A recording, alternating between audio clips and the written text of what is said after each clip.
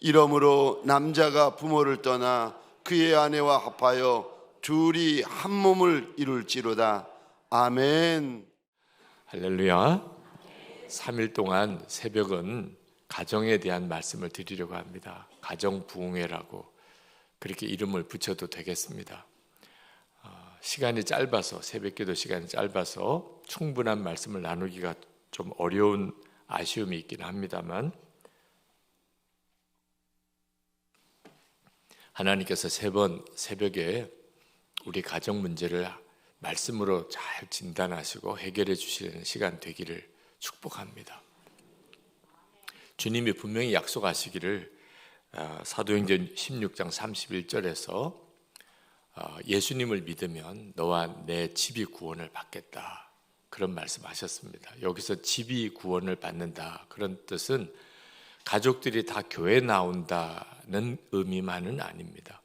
그냥 다 교회만 나와도 너무 좋은 일이죠. 그러나 다 가족들이 교회는 나오는데도 가정이 구원받았다고 말하기 어려운 가정들이 많습니다. 자, 야곱의 가족들은 다 하나님을 믿는 가족들이었습니다. 그런데도 형제끼리 서로 죽이려고 하고, 그죠? 말할 수 없는 고통스러운 일들이 야곱의 가정에 있었잖아요. 우리 예수 믿는 성도들의 가정도 다 교회는 나오고 다 하나님을 믿는 것 같은데도 이게 구원받은 가정을 말하는 건가? 그러기에는 선뜻 자신이 없는 경우가 지금 우리들의 현실의 문제입니다. 그래서 하나님이 말씀하신 이 구원은 그저 교회만 다 나오게 된다는 의미가 아니라는 사실, 정말 가정이 천국 같은 가정이 된다는 것, 이 사실을 분명하게 믿고 3일 동안에 한번 말씀을 잘 귀 기울여 보시기 바랍니다. 저는 많은 분들이 저를 오해하시는 것 중에 하나가 제가 제 아내에게 엄청 잘하는 줄로 생각하세요. 그래서 저희 교회 청년들이 미래 남편감으로 저를 꼽는 청년들이 많아요. 유기성 목사 같은 신랑을 만나면 좋겠다. 제 아내가 들으면 거의 기절할 수준일 것 같아요. 네. 지금 제 생각에 제가 처음 결혼할 때 제 아내가 정말 사람을 잘못 봤구나, 그런 생각이 들 정도로 아찔한 느낌도 듭니다. 저는 어릴 때부터 뭐든지 그저 열심히 하면 다 잘할 거라고 생각을 했습니다. 학교 가서 공부하는 거 열심히 하면 성적이 오르는 거고, 회사 가서 열심히 회사 생활하면 다 승진하게 되는 거고, 그렇게 하는 거지 뭐. 결혼하면 열심히 하면 좋은 남편 되는 거고, 열심히 하면 좋은 아버지 되겠지, 그런 생각을 했습니다. 그걸 뭘 배울 게 뭐가 있고, 그죠? 뭐 말씀 듣고 은혜 받을 일이 뭐가 있겠습니까? 저는 정말 그렇게 생각을 했어요. 근데 실제로 결혼을 하고 난 다음에 전혀 그렇지 않다는 사실을 깨달아요. 제가 남편으로서 정말 준비가 안 된 상태에서 결혼했고, 아버지 될 준비가 없이 결혼했다는 사실을 결혼하고서야 깨달았어요.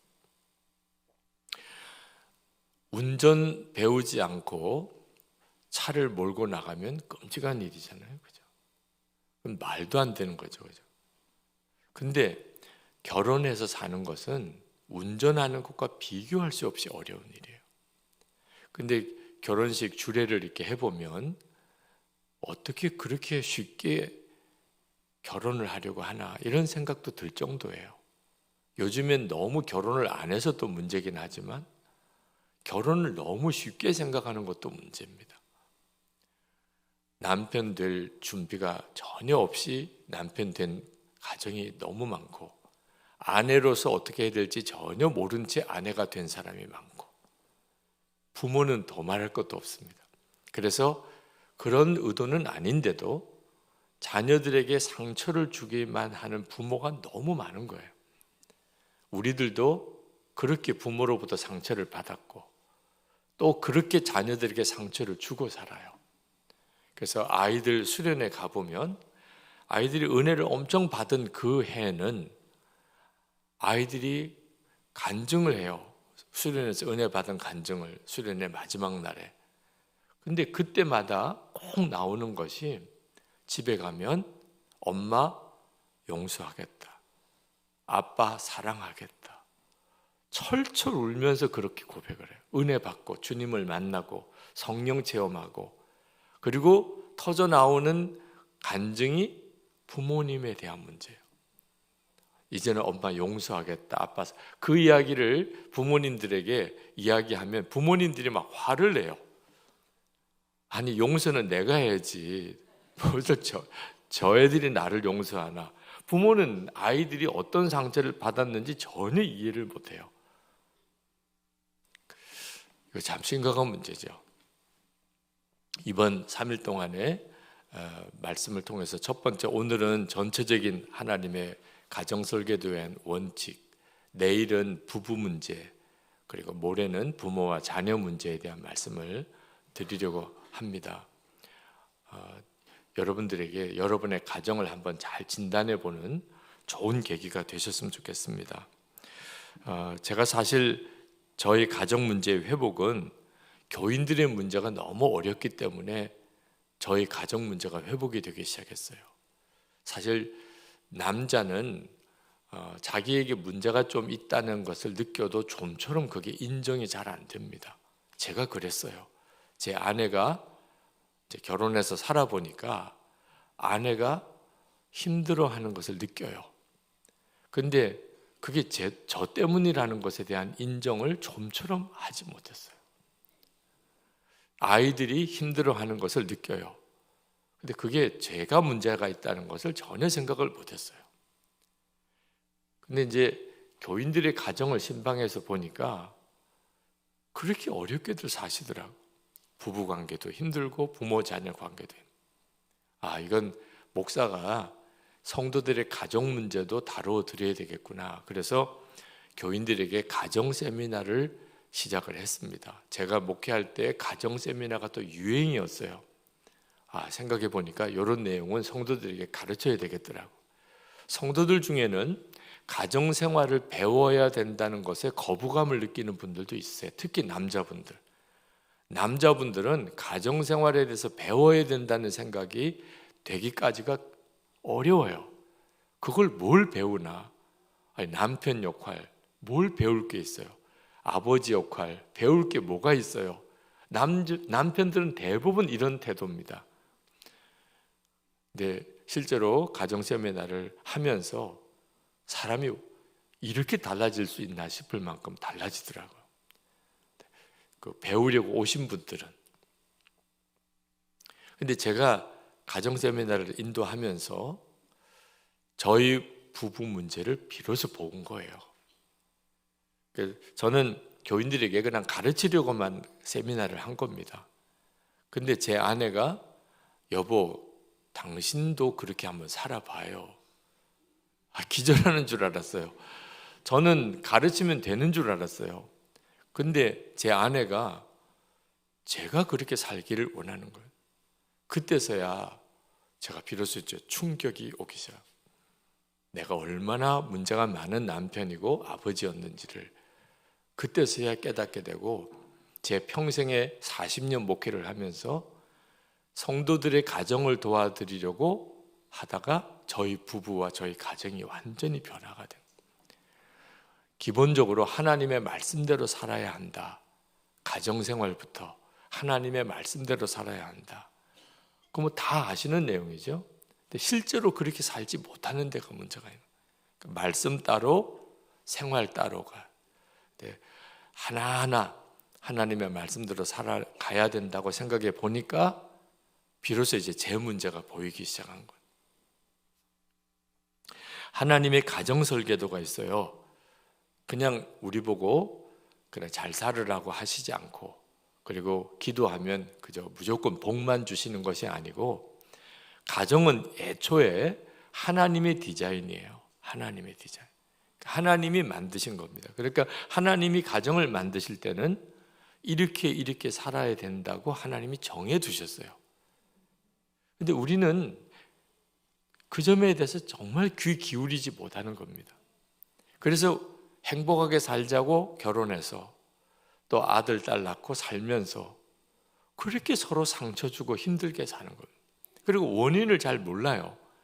항상 남편 때문이고 자녀 때문이고 아이들 때문이고 부모 때문이고, 그러니까 남 탓만 하고 사는 겁니다. 내가 행복하지 않은 이유는 다 남 탓이에요. 절대로 그렇지 않습니다. 어느 여자 집사님이 자기가 결혼하고 자기가 완전히 사람이 그냥 망가졌다는 거예요. 남편 때문에 자기가 너무너무 사람이 정말 마음이 무너지고 강팍해지고, 아이들 때문에 더 자기가 성격이 완전히 그냥 다 버렸다는. 제가 그 집사님한테 죄송하지만 집사님 남편 때문에 그런 것도 아니고 아이 때문에 그런 것도 아니고 원래 그 성질이었어요. 집사님, 그게 결혼하고 드러난 거예요. 결혼하고 그런 남편 만나고 보니까 집사님 성질이 그런 성질인 게 드러나고, 아이들 만나서 길러 보니까 집사님이 그렇게 된 것처럼 보이는 거지 원래 그 성격이에요. 집사님이 너무 힘들어 하시더니 말씀을 가만히 배워 가시다가 꼬꾸라지셨어요. 절대로 남 때문이 아닙니다. 하나님의 말씀대로 우리가 살지 못하니까, 그러니까 그 남편과 자녀들이 또는 아내가 나를 하나님 앞에 서게 만드는 거죠.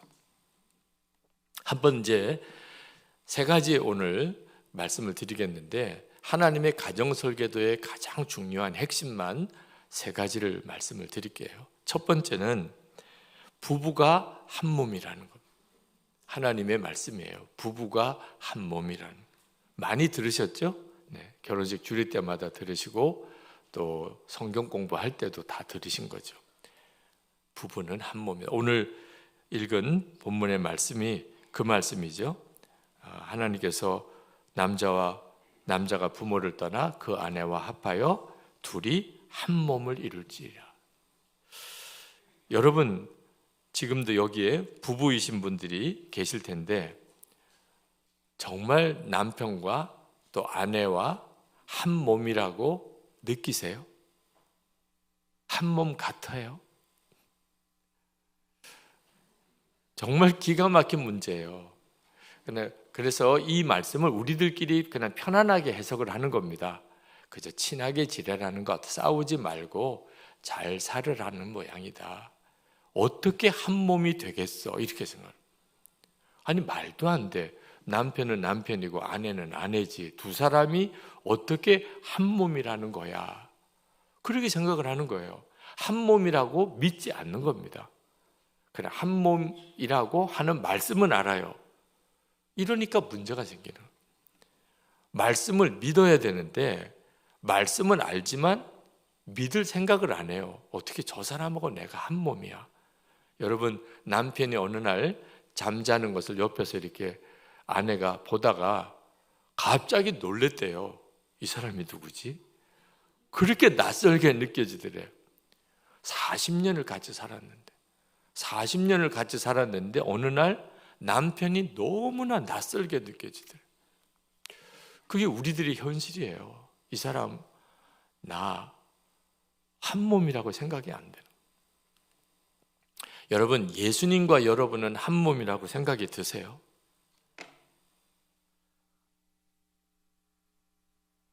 그런 말씀이 있는 건 아세요? 주님은 포도나무고 여러분은 가지. 주님이 말씀하셨잖아요. 그렇죠? 그러니까 주님과 우리는 한 몸이죠. 교회와 예수님이 한 몸인 것은 믿으세요? 믿으세요? 이 교회의 머리는 누구시죠? 예수님이에요.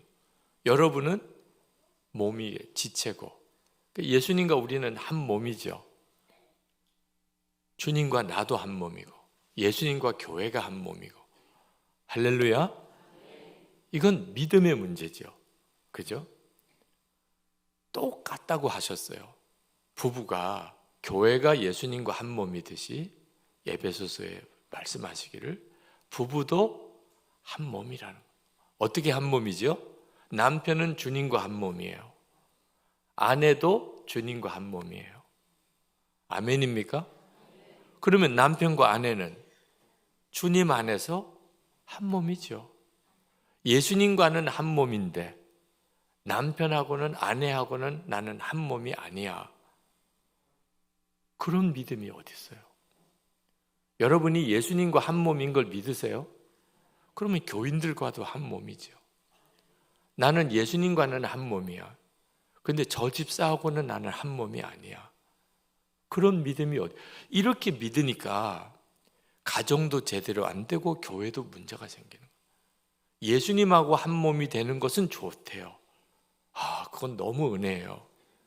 근데 부부 사이의 한 몸은 믿기가 어렵대. 이렇게 믿으니까 주님도 가정을 하나 되게 못 만드시는 거예요. 교회가 한 몸인데 한 몸 된 것을 지키는 것 뿐이에요. 한 몸을 이루는 거 아니에요. 이미 예수님 안에서 한 몸이 되었어요. 그런데도 많은 성도들이 쉽게 갈라져요. 이혼하시는 부부도 있고요. 지금도 아마 여기도 그런 분이 있을 수도 있고 자녀들이나 부모 중에 이혼한 경우도 있으실 거예요. 그런 분들은 사실 말씀을 받아들이기가 쉽지 않으실 수 있어요. 그러나 어떤 형편인지를 다 떠나서 그냥 주님이 뭐라고 말씀하셨는지를 정확히 그 앞에 바로 서야 돼요. 제가 처음에 가정 세미나를 시작할 때 여자 장로님 남편을 사별하신 여자 장로님이 한 분이 계셨는데 찾아오셨어요. 목사님, 그 가정 세미나를 하시고 부부 관계에 대해서 가르치시는 건 좋은데 우리처럼 혼자 된 사람은 어떻게 하라고 목사님이 그렇게 가정에 대해서 설교를 그렇게 하시나요? 섭섭하시다는 거예요. 부부들이 행복하게 잘 살으라 그런 말씀을 들을 때마다 그 장로님은 마음에 너무 섭섭하다. 나는 이제 남편도 없는데 혼자 됐는데 말씀을 들을 때 더 마음이 아프고 더 너무 슬프다고. 그 장로님의 심정을 충분히 이해하겠어요. 혼자 되신 장로님은 부부에 대한 설교를 들을 때 마음이 쉽지 않지요. 또 이혼의 아픔을 겪으신 분들은 더 그렇죠. 그런데 여러분, 그래도 하나님의 말씀을 제대로 들으셔야 돼요. 그 여자 장로님의 자녀들이 있었어요. 그때는 다 결혼하기도 전이었습니다. 근데 나중에 결혼하고 그 자녀들 중에 이혼한 자녀가 생겼어요. 그 장로님께서 나는 비록 혼자 되어 있지만 이 가정의 문제는 자녀들의 문제기도 하고 또 부모 문제기도 하고 우리에게는 다 연결이 돼 있어요. 하나님의 말씀을 귀중하게 귀 기울여 들어야 되겠다. 그래서 그걸 자녀들에게도 가르쳤으면 얼마나 좋았을까. 마음을 탁 닫아버리시니까 그러니까 결국은 그 문제가 가정에 어려움으로 오졌다. 제가 가정에 대한 설교를 할 때 요즘에는 많이 어려워요. 이미 성도들의 가정 안에도 예전과 달리 아픔을 겪은 가정들이 너무 많습니다. 내가 이 말씀을 진작 알았다면 이렇게 되지 않았을 텐데 이런 경우도 많아요. 자, 그런 경우라도 말씀은 소중해요. 하나님 앞에 다시 말씀 앞에 서야 되고 우리에게는 부모님도 있고 형제도 있고 자녀들도 있습니다. 하나님의 말씀에 결혼했으면 이제는 부부는 한 몸이다. 그렇게 말씀을 하셨거든요. 그리고 빌립보서 4장 3절에 하나 된 것을 힘써 지키라. 그렇게 이야기를 하셨어요. 이게 우리가 하나님 앞에서 가정을 꾸려나갈 때 가장 중요하게 붙잡아야 될 말씀이에요. 그러니까 배우자를 변화시켜 주셔서 그런 기도를 하시는 성도들이 많아요. 하나님, 남편 좀 변화시켜 주셔서, 아내 좀 변화시켜 주셔서. 그 기도가 왜 응답이 어려울까요? 남편과 하나 되었다고 아내와 하나 되었다는 것을 아직도 받아들이지 못하는 거예요. 그러니까 남편이 남이에요. 그럼 어떻게 기도해야 역사가 일어날까요? 남편이 문제가 있어요. 그럼 아내가 어떻게 기도해야 돼요? 나를 변화시켜 주세요. 남편과 내가 하나인데 나는 아니고 남편만 변화시켜달라. 그러니까 그 기도가 응답이 어려운 거예요. 남편과 내가 하나인데 어째 나 다르고 남편 다르고 생각하는.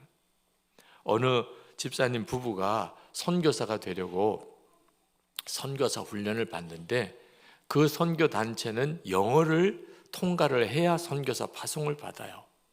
웩이라고 하는 아주 유명한 선교 단체인데, 근데 남편은 외국인 회사에 다닐 정도로 영어를 잘해요. 아내가 영어가 문제가 됐어요.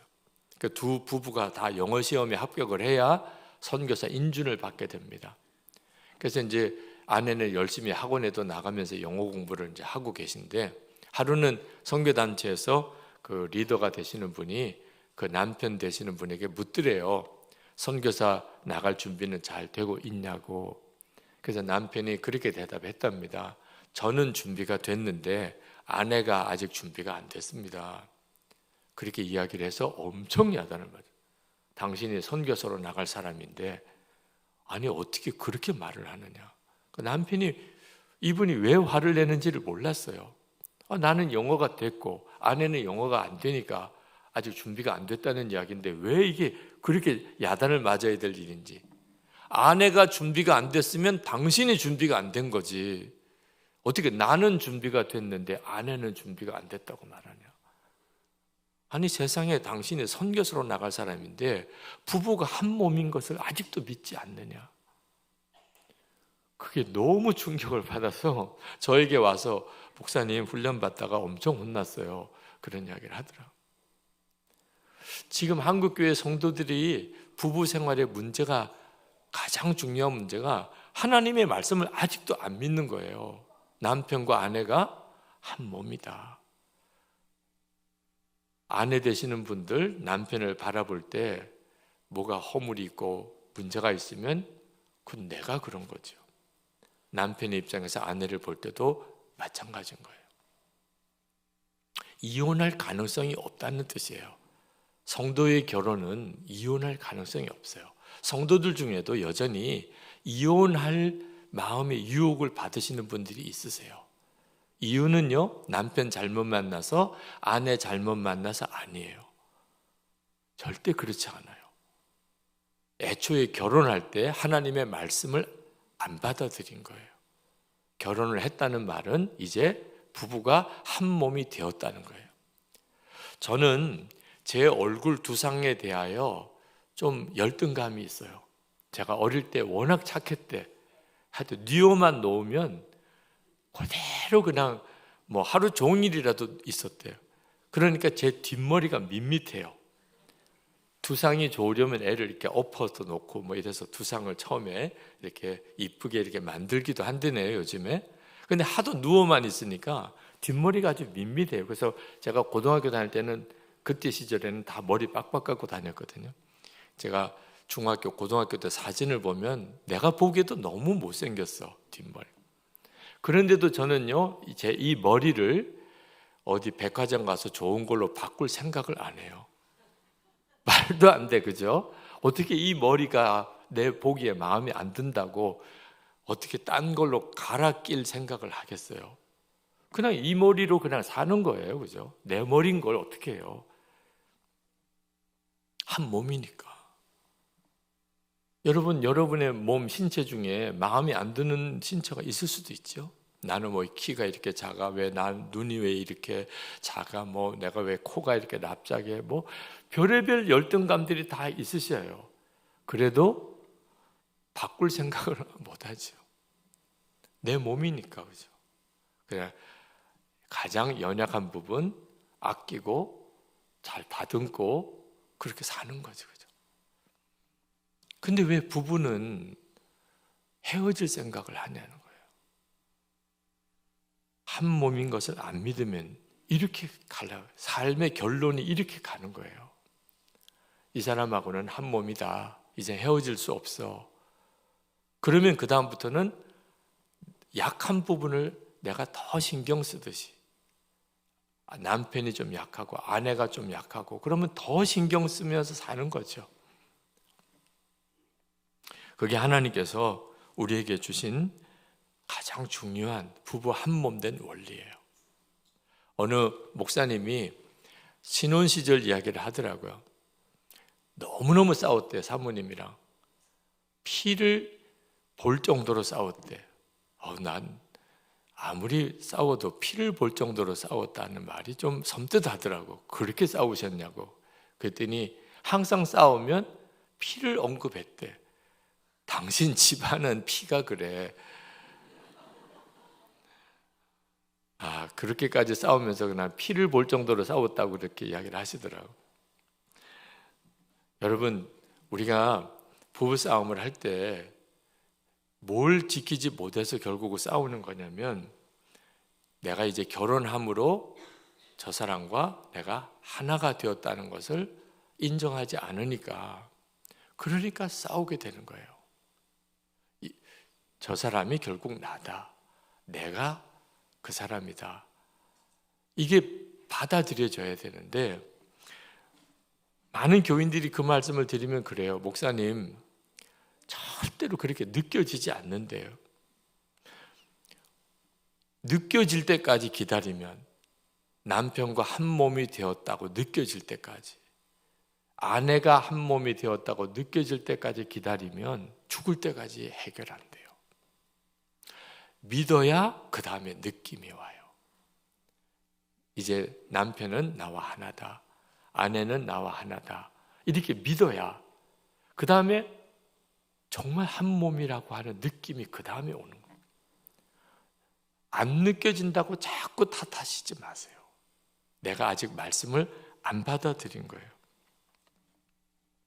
부모를 떠나서 그 다음에 아내와 남편과 하나가 되라고 성경은 이야기를 했는데, 많은 부부들이 부모님과의 관계가 명확하게 정리가 안 되고 남편과 아내와 하나가 되려고 해요.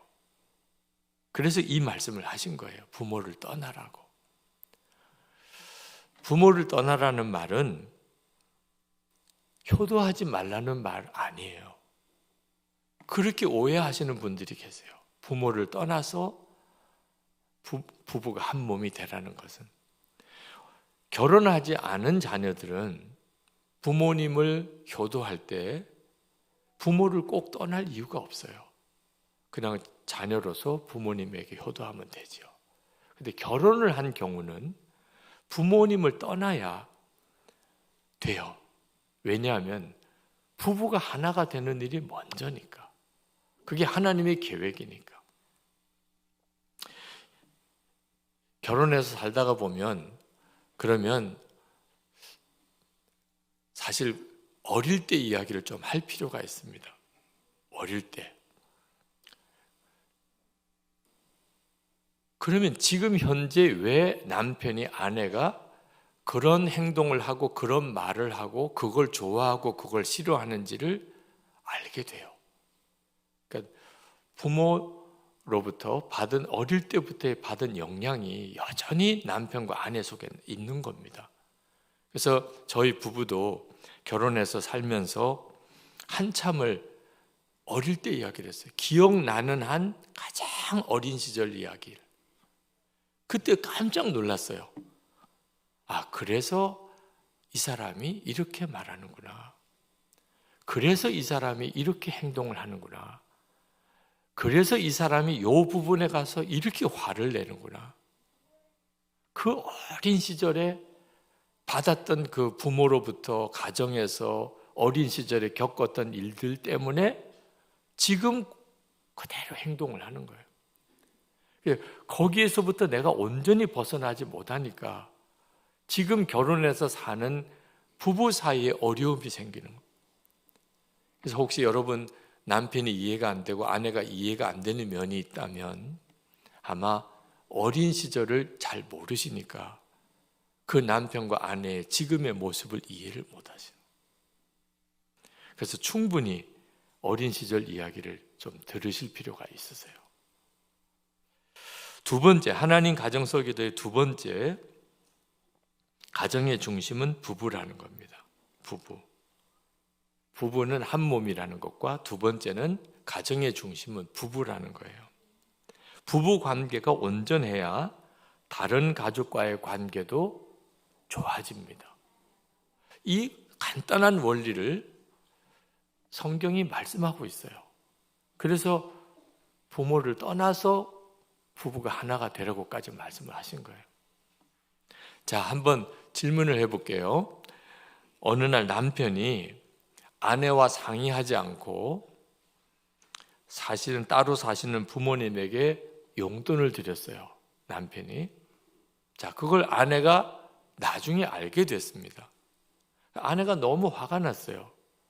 그래서 남편에게 그 문제로 말을 했습니다. 아니, 어떻게 나하고 의논하지 않고 어머니에게, 아버님에게 그렇게 돈을 드렸냐. 그래서 싸움이 생겼어요. 남편이 아니, 당신하고 이야기를 안 한 거는 내가 좀 미안하긴 하지만 그래도 이렇게까지 화를 낼 문제는 아니지 않냐. 내가 아버님, 어머님에게 용돈 드린 건데 그걸 왜 당신이 그렇게 허물을 하고 화를 내냐. 그 남편은 남편대로 또 화가 났어요. 자, 우리 재판합시다. 누가 잘못한 거예요? 누가 잘못? 남편이 잘못한 거예요.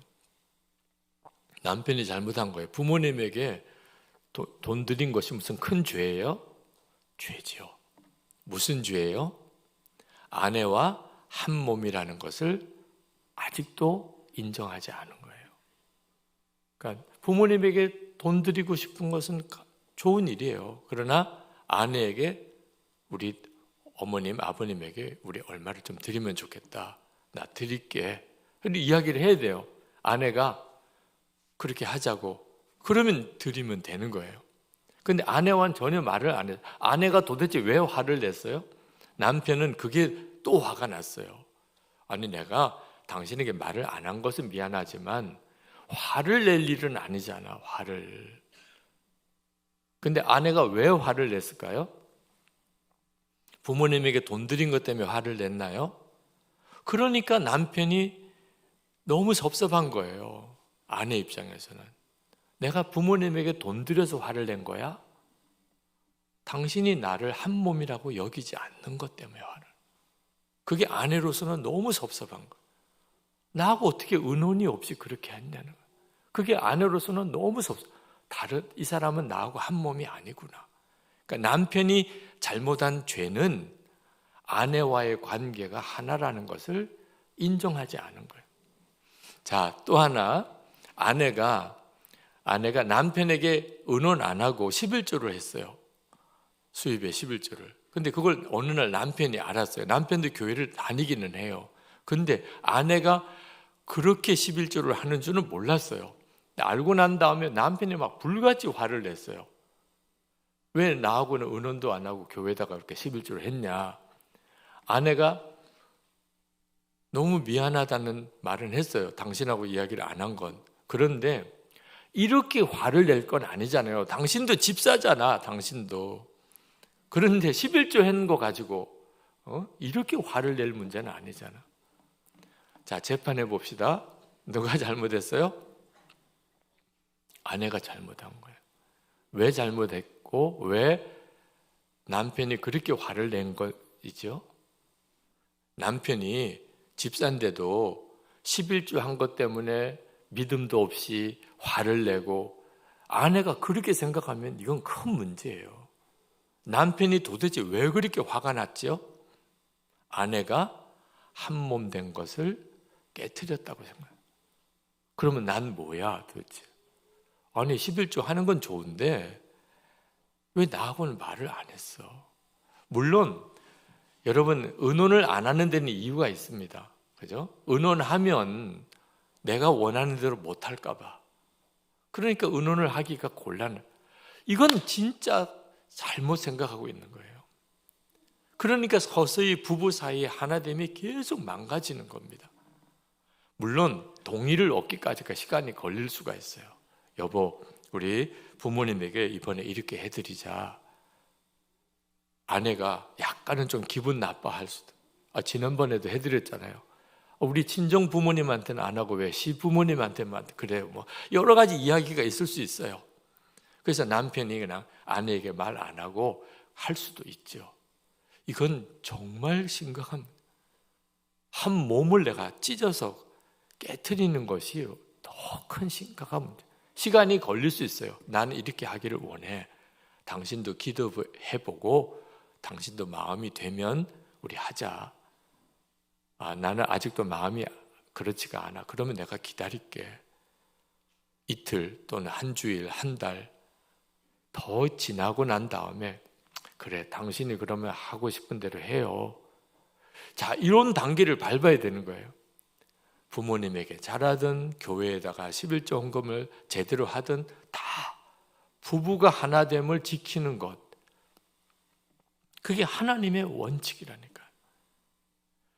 부모 입장에 계신 분들, 자녀들이 결혼한 부모 입장에 계신 분들, 자녀들이 남편 몰래, 아내 몰래 나한테 잘하는 거 알면 너희들이 가서 하나 되어서 나에게 할 때까지 내가 기다리겠다. 지금은 내가 안 받겠다. 이렇게 해야 돼요. 그냥 며느리 몰래 또는 사위 몰래 이렇게 뭘 해주는 것을 덧붙여서 받으면 나중에 그 부부가 문제가 생겨요. 나에게 잘해주는 건 고마운데 너희들이 서로 의논을 한 거냐? 의논하고 와라. 이렇게 해야 돼요. 부부가 중심이에요, 항상. 그 부부가 잘 화합이 돼서 하나가 되면 부모도 나중에 효도를 받아도 마음이 편해요. 그리고 자녀들이 잘 사는 게 가장 나중에 부모 입장에서도 가장 좋아요. 그걸 꼭 지켜줘야 돼요. 어느 유명한 목사님이 계셨는데, 미국의 목사님이신데 전국을 돌아다니며 집회를 하시는, 그러느라고 사모님에게는 아무래도 소홀하게 되죠. 집을 떠나서 여행을 많이 다니니까. 어느 날 부흥회가 끝나고 집에 돌아왔더니 사모님이 편지를 써놓고 집을 나가셨대요. 당신 같은 남편과 일평생 살 수 없어요. 집을 나갔어요. 남편이 너무 충격을 받아요, 목사님이. 그래서 아내가 어디 있는지 수소문했더니 이미 다른 남자와 함께 살고 있어요. 진짜 끔찍한 일. 너무너무 괴로웠어요. 그래서 목회도 그만두고 다 죽어버릴까까지도 생각할 정도로 힘들다가 하나님의 위로를 받고 겨우 마음을 이렇게 추스리고, 그리고 찬송을 썼어요. 325장 찬송. 예수가 함께 계시니 시험이 오나 겁없네. 기쁨의 근원 되시는 예수를 위해 삽시다. 여러분들 익숙한 찬송. 찰스 프레드릭 와이글이라는 목사님이 쓰신 거예요. 그 사모님이 집을 나가시고 그런 일 때문에. 자, 여러분 이 이야기를 들을 때 누가 문제라고 생각이 드세요? 목사님이 문제예요? 사모님이 문제예요? 아마 대부분 우리 한국교회 성도들은 사모님이 문제지. 아니, 목사님이 아무리 가정을 잘 안 돌보셔도 딴 일도 아니고 부흥회 인도하러 다니신 건데 그것 때문에 사모님이 집을 나갔어? 말도 안 돼. 우리 정서는 그래요. 그런데도 그 목사님이 이런 찬송시까지 쓴 게 너무 훌륭하다. 아유, 그 목사님 너무 불쌍해. 이게 우리나라 정서예요. 근데 사실 사모님도 문제가 있으시지만 목사님도 문제가 있으신 거예요. 목사님에게 있어서 하나님이 정해주신 가장 중요한 원칙 중에 하나, 부부가 먼저라는 거예요. 사명 감당하기 전에 먼저 부부가 문제라는 거예요. 이것을 목사님이 깨트린 거예요. 자, 이건 너무너무 중요한 문제예요. 끝으로 하나 더, 하나님의 가정 설계도 세 번째, 부부는 다르게 창조하신 거예요. 남편과 아내는 하나님이 정말 다르게 만드셨어요. 하나님이. 그래서 사실 결혼할 때 서로 끌린 이유도 너무 다르니까 그런 거예요. 남자와 남자, 여자와 여자가 결혼하는 것은 아니에요. 이건 하나님의 뜻 아니에요. 동성끼리의 어떤 동성애는 이건 끔찍한 일이에요. 우리 부목사님 한 분이 아들이 셋인데 요즘에 아들에게 계속 그렇게 말씀한대요. 아직도 초등학교 다니는 아들들인데 너희들이 나중에 꼭 여자랑 결혼해야 된다. 요즘의 시절이 그런 시절이 됐어요. 그걸 말해줘야 돼요. 근데 이제는 진짜 말을 너 절대로 여자랑 결혼해야 된다. 자, 하나님이 남자와 여자를 이렇게 만나서 결혼하는 것이 힘들다고 생각하시는 분들이 있어요.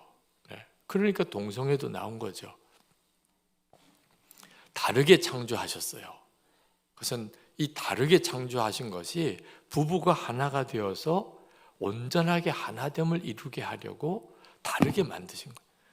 같으면 사실 왜 굳이 결혼해서 살게 하실까요? 남자와 여자는 너무 달라요. 여러분이 이제 결혼해서 살아보시니까 아실 거예요. 결혼하기 전에는 그 다른 게 매력이에요. 어느 권사님이 늘 그런 혼자 소리처럼 탄식을 하시더라고. 그놈의 박력 때문에. 그놈의 박력. 결혼하기 전에는 남편 권사님이 그렇게 멋있어 보이더래요. 그 박력이 사나이 닿고, 결혼하고 난 다음에도 계속 박력이에요. 그래가지고 그 권사님의 혼잣말이 어떤 때는 너무 우습기도 하더라고. 결혼하기 전에는 매력이에요. 너무 다른 게. 근데 결혼하고 난 다음에 다른 것 때문에 그렇게 힘들게 싸우시는 거예요. 여러분, 하나님이 이렇게 다르게 만드신 것이 하나님의 창조적인 섭리입니다. 저희 부부가 부부싸움 하게 된 참 부부 갈등이 결혼하고 한 달쯤 지나고 있었는데 문제가 밥 먹는 문제 때문이에요. 밥 먹는 문제 때문에 아내가 어느 날 얼굴이 너무 흑빛이에요. 결혼한 지 한 달쯤 됐는데 난 너무 행복한데 문제가 있다고 생각이 들어서 이제 공원 쪽에 커피숍에 가서 이제 아내 이야기를 들었어요. 뭐가 문제냐? 왜 그렇게 힘드냐? 아내 이야기는 열심히 밥을 해서 반찬을 해서 줬으면 그러면 마음에 안 들면 말을 해야 되지 않냐? 화만 내면 어떡하냐는 거예요. 그게 무슨 이야기인지 모르겠더라고요. 저희 집에는 이제 어머님이 일찍 돌아가시고 아버님 계시고 그리고 남자 형제 셋, 막내 이제 저희 여동생 하나 그렇게 있는 집에 제 아내가 시집을 왔어요. 그러니까 식구들이 많죠. 근데 밥을 해서 이렇게 차리면 세대끼리 얼마나 음식을 잘 준비해서 뭐 식구들 맛있게 먹게 하려고 했겠어요. 근데 다 아버님으로부터 비롯해서 전부 다 아무 소리도 안 하고 밥만 꾸역꾸역 먹고 그냥 일어나서 나가는 거예요. 그러니까 제 아내가 보기에는 맛이 없구나, 뭐가 간이 안 맞구나. 그러면 또 저녁에는 뭐 해야 될까? 한 달 동안 그런 거야. 한 달 동안. 그러니까 우리는요 너무 행복한 거야. 매 끼니마다 새로운 반찬에다가 새로운 음식에다가 저희는 남자 형제만 있는 가정이라 밥 먹을 때 이야기하면 바보예요. 맛있는 반찬 다 뺏겨요. 일단 반찬이 맛있으면 먹는 것부터 먼저 해야 돼요. 먹는 것만 자기 거야. 그러니까 우리는 밥 먹을 때 일절 말이 없어요. 하여튼 시작 그러면 그때부터 하여튼 자기 꼭 이렇게 반찬을 요즘에는 어디 가면 다 반찬을 따로 주더라고. 너무 행복해요. 긴장할 필요도 없고. 근데 옛날에는 설거지 할 게 얼마나 많아져요. 그러니까 항상 뭐 고기를 볶든지 어떻게 하든지 그냥 쟁반에다가 그냥 냄비에다가 하나를 놓고 먹는 겁니다. 근데 저희 아내는 집안이 완전히 다른 집안, 딸만 있는 집안이에요. 제 아내는 어머니랑 어머니가 또 홀로 되신 어머니에다가 딸 셋에다가 막내가 아들이에요. 그러니까 제 아내의 집 분위기는 하여튼 무슨 반찬이든지 차려놓으면 1시간도 넘도록 이 말하고 저 말하고 하루 종일 지낸 이야기, 뭐 반찬이 맛이 이렇다 어떻다 어디 가면 어떤 맛있는 음식이 있고 그러느라고 밥 먹는 내내 이야기꽃을 피우는 집안이 너무 다른 거죠. 근데 거기에 시집을 왔으니 무섭다는 거예요. 그래서 저한테 울면서 아니 음식이 안 맞거나 맛이 없으면 화를 내지 말고 말을 해달라는 거예요. 그러면 자기가 그렇게 해주겠대. 그렇게 서로 달랐어. 남자와 여자는 하나님이 애초에 만드시기를 너무 다르게 만들었어요. 어느 젊은 집사가 결혼하고 배신을 당했다는 거예요. 나를 속였다는 거예요, 남편이. 그래서 들어보니까 남편이 결혼할 때는 자기를 진짜 막 손에 물도 안 묻히고 살게 할 것처럼 그렇게 하더니 결혼하고 난 다음에 완전히 가정을 버리고 직장 일만 한다는 거예요. 집에도 얼마나 늦게 들어오는지. 여러분, 남편은요 목적지향적인 사람, 남자는.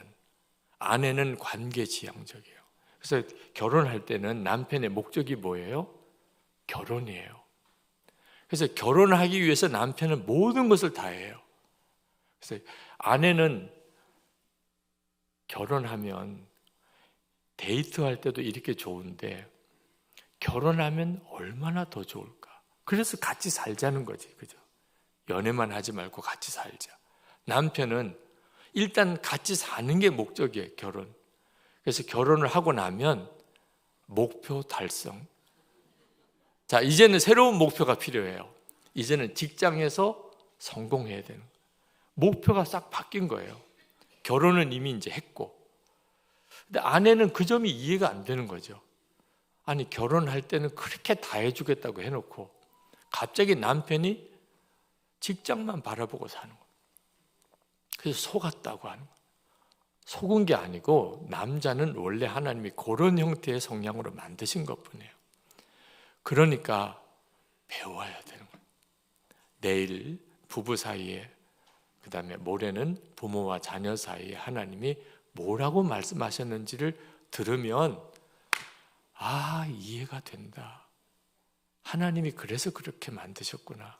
알고 나면 싸울 일이 없어져요. 우리가 어떤 가정에 문제가 있든지 하나님이 완벽한 답을 주셨어요. 주님의 마음을 품고 모든 것을 하는 거예요. 제가 결혼하고 제 아내를 도무지 잘 행복하게 못 해줬습니다. 지금도 완벽하게 그렇게 못 해줘요. 그런데 하나님이 제 눈을 하나 열어준 게 있어요. 예수님과 동행하면서 매일 일기를 쓰다가 주님이 제 마음에 남편의 마음과 주님의 마음이 다르다는 것을 깨닫게 하셨어요. 그래서 제가 전에는 제 아내를 남편의 마음으로 봤어요. 남편의 눈으로. 근데 어느 날 주님이 제 아내를 어떻게 보시는지를 제게 깨닫게 하셨어요. 너무 충격인 것은 남편인 제 마음과 주님의 마음이 너무 다르다는 거예요. 많은 부부가 자기 마음을 가지고 서로를 봐요. 아내의 마음으로, 남편의 마음으로. 그러니까 서로 갈등이 계속 오는 거예요. 그럼 어떻게 해결돼요? 주님의 마음으로 봐야 돼요. 예수님은 내 남편을 어떻게 보실까? 예수님은 내 아내를 어떻게 보실까? 이걸 깨닫게 되면 그러면 부부 사이에 보는 눈이 완전히 서로 달라져요. 자녀들도 마찬가지입니다. 아버지 마음으로 자녀를 보니까 자녀들이 상처를 받아요. 주님의 마음으로 자녀를 보면 완전히 달라져요. 엄마 마음 귀하죠? 근데 엄마 마음이 자녀들을 힘들게 할 수도 있어요. 엄마 마음이라. 자녀들에게 누구 마음이 필요하죠? 주님의 마음이 필요해요. 오늘 이 시간에 여러분이 부부 사이에도 부모 자녀 사이에도 주님의 마음을 주십시오. 그렇게 꼭 구하세요. 그러면 뭐가 문제인지를 어떻게 해야 되는지를 주님이 알게 하십니다.